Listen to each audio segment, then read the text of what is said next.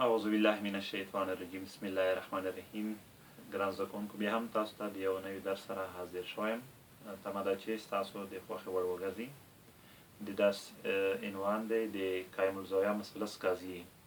د دغو قاضیو څخه لومړی قاضیه دغسې ده چې په هر قایم الزاویه مثلث کې د قایم الظلو د ضرب حاصل مساوي کیږي وتر او پر وتر باندې د رسم شوي ارتفاع حاصلې ضرب سره.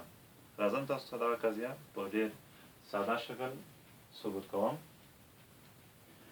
د دې لپاره لومړی یو قایم الزاویه مثلث رسم کوو.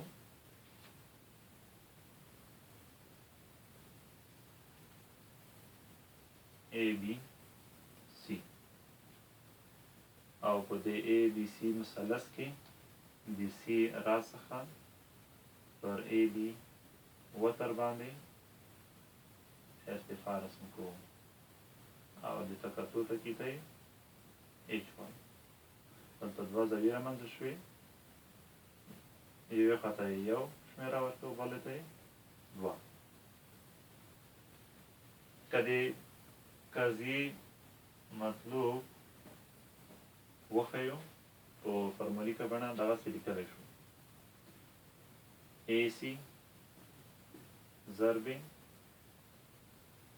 BC مساوي کیږي AB ضرب CH.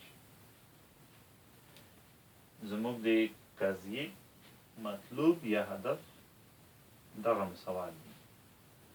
د دې لاسته راوړنې لپاره موږ ثبوت کوو. د ثبوت لپاره موږ دوه مثلثونه پام کې نیسو. یو د ABC مثلث او بل د ACH مثلث. په دغه دوه مثلثونو کې موږ ورته والی څېړو. د ورته والي په اساس موږ بیا دې نتیجې ته رسېږو. که چېرې ورته والی موجود و بیا دا نتیجه لاسته راوړی شو. اوس په ABC او ACH مثلثونو کې دغسې وایو چې A زاویه مشترکه ده. دغه د ACH مثلث هم یوه زاویه ده او د ABC مثلث هم یوه زاویه ده. نو لیکلی شو چې A زاویه مساوي ده د A زاویې سره، ولې چې دغه مشترکه ده. بله خبره ده چې په ACH مثلث کې د H یو زاویه قایمه ده او په ABC مثلث کې بیا د C زاویه قایمه ده. نو لیکلی شو چې C زاویه مساوي ده د H یو زاویې سره، ځکه چې دواړه قایم دي. کله چې په دوه مثلثونو کې دوه زاویې سره مساوي شوي نو دریمې زاویې په خپله سره مساوي کېږي. هر کله چې درې واړه زاویې په دوه مثلثونو کې سره مساوي شي نو مثلثونه ورته دي. نو له دې څخه پایله دغسې لیکلی شو چې د ABC مثلث ورته دی د ACH مثلث سره. دا چې مثلثونه سره ورته دي نو د دوی زولې په خپل منځ کې متناسبې دي.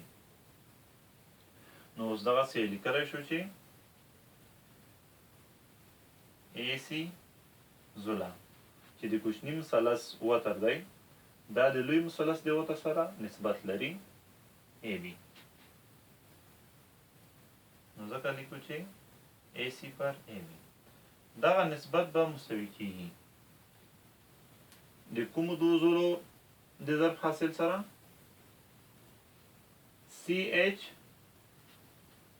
CH پر